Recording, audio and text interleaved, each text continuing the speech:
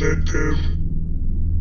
Already find destroyed the exit, fail to like and subscribe to Miniature Dork Universe. Yes, that's right, you must destroy them. Look at that wanker. Not liking and subscribing. Look at this, it's total balls, man. I'm not gonna like or subscribe to that. There, delete. Jesus, what is that? Oh god, fuck! Oh! Excellent.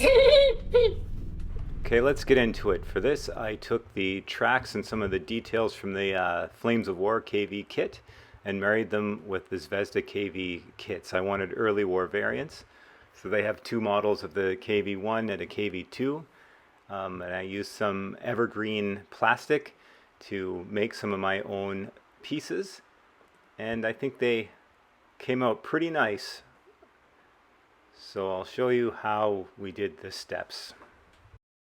The first step is to cut away the crappy Zvezda tracks and cut the wheels into separate pieces. Once you get them cut out, you have to hack off the tracks around the wheels and sort of file them round. And then they'll be ready for the next step to make it into an early KV. Once you have your wheels cut out and isolated, you have to cut off a slice about 1 millimeter thick. For this I used a hobby saw and a little miter box, and there was probably a little bad language and maybe punching a few things, and maybe a couple beers were drank, but then we ended up with this. Of course, I cleaned it up with file and a wire brush before gluing it into the next step. Once you have your 1 millimeter thick pieces, you have to drill out the Flames of War wheels. Because it's a Model 42, they have later road wheels. And for that I used what's called a seating burr. It's for a jewelry tool. I can't think off the top of my head what size it is, but just measure the wheels, and I'm willing to bet you could order those online. It's called a seating burr if you ever want to do something such as this. And you hollow out the area, and then you put your little 1 mil wheel piece in, and then you've magically made your 42 kV wheels into 39 through 41 wheels, and that should do the trick nicely.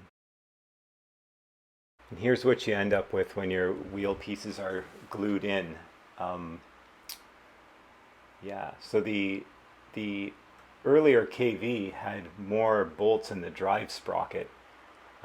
So you can't really do much about that, but I'm not really looking at that, and it definitely doesn't stand out like the road wheels being an entirely different sort of pattern. Now flip the bloody tracks over and cut that keying off. The keying's important for the Flames of War kit, but in order to get it to fit on the Zvezda kit, they must go! On this Zvezda hull part, it's necessary to cut away this portion of the fender in order for the Flames of War tracks to fit into place. And even with that cut out, you're going to need some putty, and you'll probably lose a few brain cells from the fumes, but your fenders are going to look really good. Now for the towing shackles, I just made a simplified version with some brass wire jump rings. So to do this, you just wind the wire around something round to get the diameter sort of loop that you want, and I cut them out with a jeweler saw.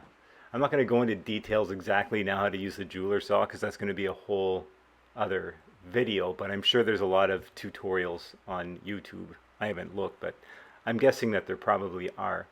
The jeweler saw is a great tool to have if you're doing hobbies. When you use the finer saw blades, they're good for cutting out things like wire here. And then they have a thicker tooth, and the thicker tooth is great for cutting out sheet plastic, and you can cut it out into pretty intricate shapes. If you've been watching my channel, you might have heard me talking about this before. The towing cables on the KV were held together by a hook that was sort of in a turnbuckle. In order to make the hook, I just took some guitar string, a fairly heavy gauge, and I used some round nose pliers and some alligator nose pliers just to bend them into the shape that I wanted.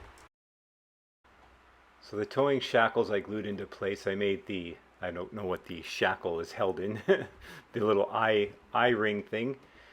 Those are just made out of evergreen plastic. I looked at scaled drawings, but I didn't scale them out precisely. I just sort of eyeballed it. I cut them all the same size, though. I think they were about 3 mils. I'm talking about the little white plastic things that the shackles are crazy glued onto. The thing with these 1/100 scale kits is you can kind of get away with, making the details a little, eyeballing it and not being super exact, and it still looks pretty bloody good. Just because it's so small, it's almost like, it's almost hard to go wrong unless you're way oversized or way undersized, I don't think anybody's going to argue, hey man, that shackle's not the right size. If you find that guy, you should probably just punch him in the eye anyway. I added some applique armor just with the evergreen plastic sheets. I cut it to size and used files to get those shapes. And then the hulls were pretty close to being complete. Also, I replaced the gun barrels with evergreen tube. Those guns didn't have much of a taper in it. If it did, it was hardly noticeable. So I just used rod and I hollowed out the ends. I find that the Zvezda guns are very delicate and they look too small. And one of the things about the KV that sort of makes it stand out is for its day, it was pretty well armed compared to other contemporary tanks. So yeah, I didn't want, the 75 millimeter gun on the Zvezda kit's about the same size as a 37 millimeter gun on another. So yeah, I wanted those to look a little bit more intimidating. Now the hulls are complete. I've added a little, it's almost like a splash guard around the radio mast that was there. The round canisters on the side of the KV-1s, I'm not exactly sure what they are. I tried to find out, but I'm guessing that they contained a gun cleaning kit, like some kind of rod to jam down the barrel of the main armament to clean it out. The tow cables I made out of nylon thread. The nylon thread isn't all fuzzy. It won't, like the fibers of the thread won't start to come out when you get it wet with like paint, for example. So you can paint them and they still look pretty good. And it's much easier to use the nylon thread than to try to bend wire, unless the wire's really bendy. Yeah, so all of the pieces were, again, I just eyeballed it. I didn't scale it out or get too crazy. And the overall effect I want is to indicate that detail's there. I added some of the pistol ports and some of the various handrails. I replaced the ones on the KV with wire ones. It just looks better. That'll show up later in the turrets. But yeah, hulls are complete and I thought they looked pretty good. I was pretty happy at this point. Here's a close-up of the KV-2 hull. You can get a better look at the tow cables. The ends were just carved out of evergreen plastic. And again, I just sort of guessed at the size. I didn't scale them out. I just cut them out to look the part. And I took details from the Flames of War kit at the driver's vision port and the hull machine gun and the headlight. And that's a horn right beside it. They were all taken from the Flames of War kit just to beef up the details a bit. And you can kind of see the detail on the track is much better than what was on the Zvezda kit. And another shot of the KV-1 Model 41 with the additional armor. Also, I magnetized the turrets in them. It's pretty easy to do with some evergreen tube and some magnets where you go, and then your turrets can come off pretty easy. And now here they are with the completed turrets. So the turrets, I added some of the grab rails, a lot of the bolt detail around the gun mantlet. They needed some putty. I drilled open the hatches on the KV-2 and the later model KV-1 so I could drop a crew member in there. And now they're ready to clean up and start painting. And here the models are all cleaned and ready to paint. Some people are like, I never clean my models and they paint up fine, but I say that's bullshit. Just look at the previous picture and look at this and tell me which one you would rather paint. Yeah. Do you want the one with dust and shit all over it, fingerprints? The paint's not going to stick too well to that and your paint job will look crappy. when you have it like this, it's pretty hard to go wrong. So do yourself a favor and just clean the bloody things, you know?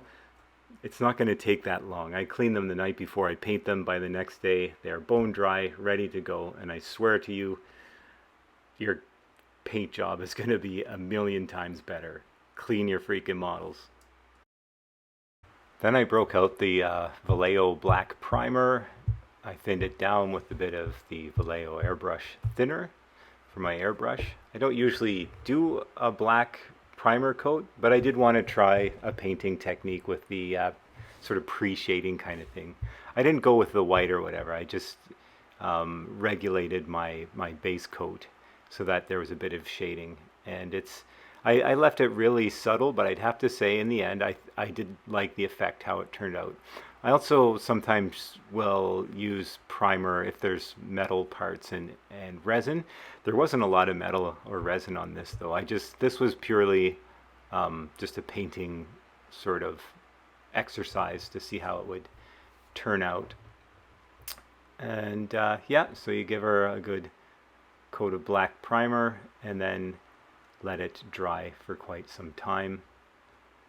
Here it's been very hot and humid, and so it took a long time for that Vallejo primer to be dry. Like it felt like slightly sticky for days. But we got it done, and here they all are drying and ready for the base coat, which will be coming up next. For my Russian armor, I have a Tamiya mix for Russian 4BO, which was the protective green that they use for most of their tanks. Not all, but most. And it's, yeah, a mix that I've been using for years and I really like it. So that's the base coat. And here is the breakdown of what's in my 4BO Tamiya mix. I like Tamiya paints because they're tough. Once the base coat is dry, you can move on to your first highlight. And I decided to do a modulation kind of style. And I just pick up some of the high points and I kind of wing it. I look at other people's work and I just find stuff that I like and I try to emulate it, or if I think something's a little wanky, I try to just change it the way I like it. So I'm just going around here and considering what I do, how I'm going to do it, and then I just take my time, go for it, and there it is all finished. And here's the mix for my first highlight for 4BO. And I think it works pretty good. And you can see some of the shading from the black primer underneath too. It worked out well. And you guessed it, we're on to the final highlight. So that's the brightest variation, that's what I'm trying to say, of our 4BO. Just hitting the highest points, trying to work on a nice gradient between the light to dark. And it's not the most realistic, but it's a good way to accent all the areas of the tank, especially a big boxy thing like this KV. Something's wrong with the color here. It's a bit too yellowy, and anyway, that's the second highlight. You get the point. Now mix up your final highlight ratio in a paint tray and get some of the Tamiya thinner. The paint dries pretty fast, so you want to water it down quite a bit. And we'll just paint all the really high points, like the tops of periscopes and pistol ports, some of the hatches maybe, some of the bolts, latches, that kind of thing. And it will look less extreme with the wash. And here I'm doing the 6K brown with Vallejo burnt umber, and I'm lightening it with khaki to do the same thing over that. That's for the disruptive camouflage version. Now I've gone in and painted all the other colors that are left on the tanks. Like I've painted the tracks, some of the bed rolls and the sacks, the crate, the tow cables, the machine guns, and I'll show my color breakdown, what I use. But I mean, your guess is as good as mine with these colors, so just use colors that you like. But if you like my colors, I'll show you what colors I used, and you might have to guess which parts I used them for. And then give it a clear coat. That'll help with decals and washes. Here's the KV2 with all the details painted in the colors that I use. So when I'm brush painting, I use Vallejo model colors because I find they come off the brush really nicely. So I'll break down some of these colors and how I use them. Chocolate brown I mix with black gray about 50-50, and that's what I use for my track color and things like the tow cables and the first color for exhaust. There's two little exhaust pipes there on the back deck. And then straight up black gray I use for things like antennas and machine guns. Khaki I use for the bedroll. Mahogany brown, I use that for leather. Sometimes I just use straight up brown or saddle brown. And then whatever brown I use to highlight it, I mix in the orange brown.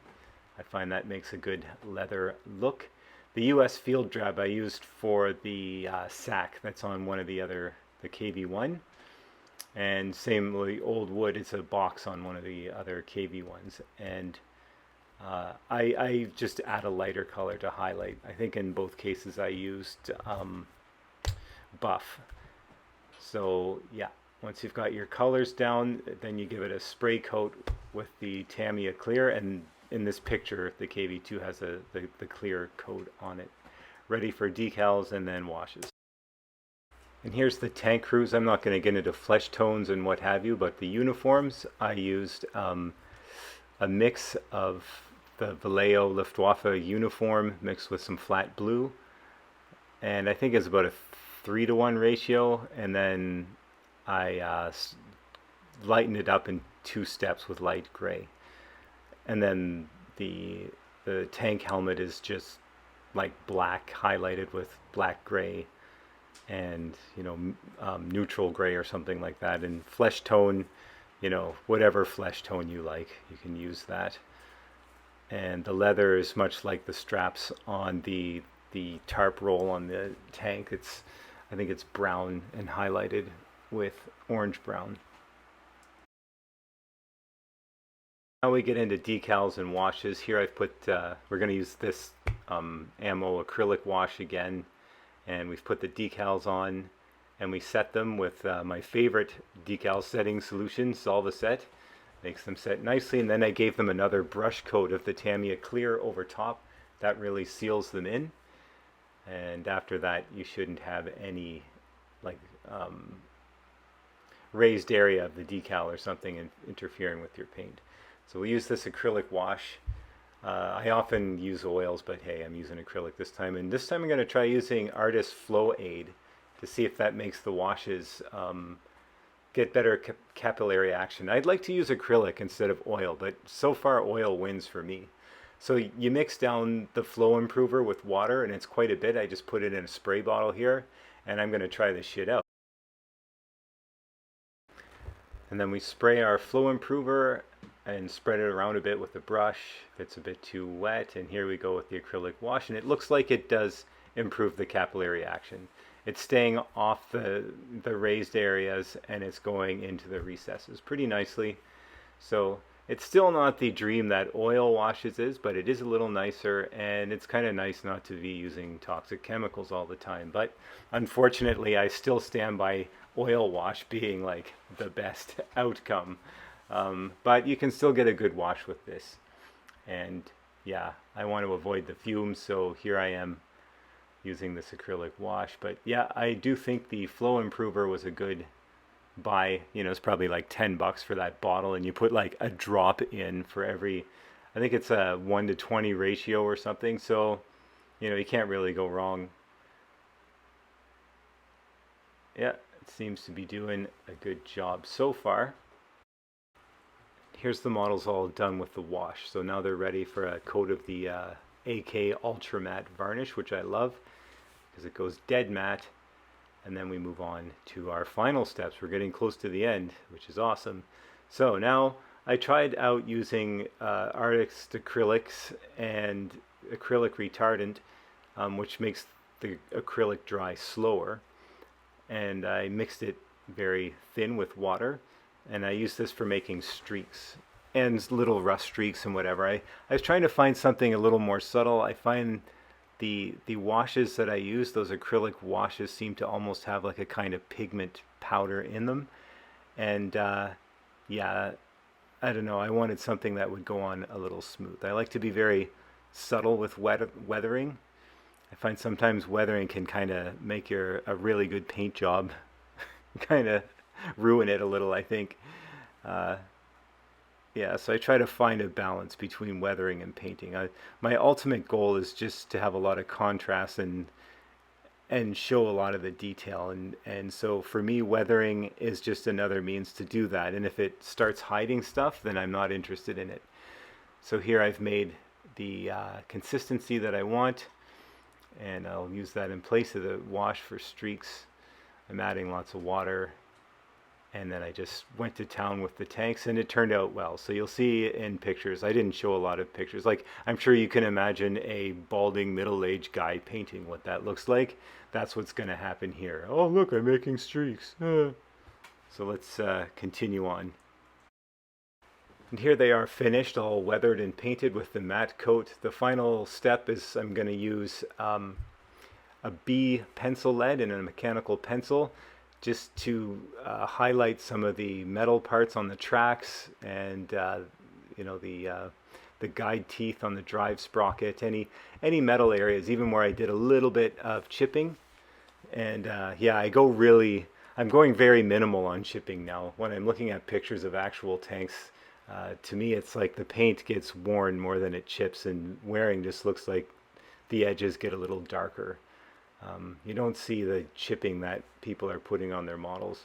Someone else brought that to my attention. At first I was a little pissed, but you know, I thought, yeah, you're right.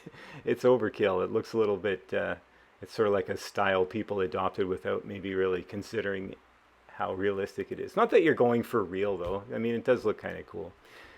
Yeah, it's up to you. I'm leaving them out. And here's a finished model beside just you know, the Zvezda kit built up.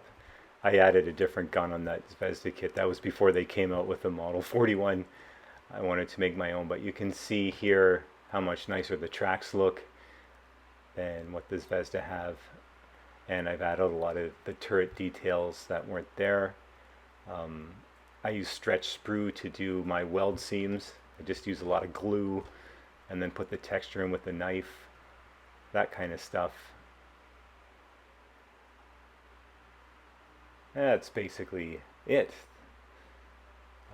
Some of the grab handles, the tow cables. The tow cables are kind of a token KV sort of thing too, you know.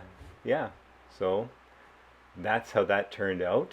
Thanks for watching. I'm going to put a bunch of stills here on the end for you to look at. I sort of did a new format where I'm sort of narrating over this with a microphone. It might be a bit of a marathon, but yeah, I'll watch these things and see how to perfect them for your viewing enjoyment in the future. And we'll see you next time. I'm not sure what's coming up next. I know I said I was going to review some 12mm American stuff, so maybe I'll get on to that for the next round. Anyway, thanks for watching, and we'll see you next time. And coming up right now is going to be some stills of the finished KVs. Fuck you!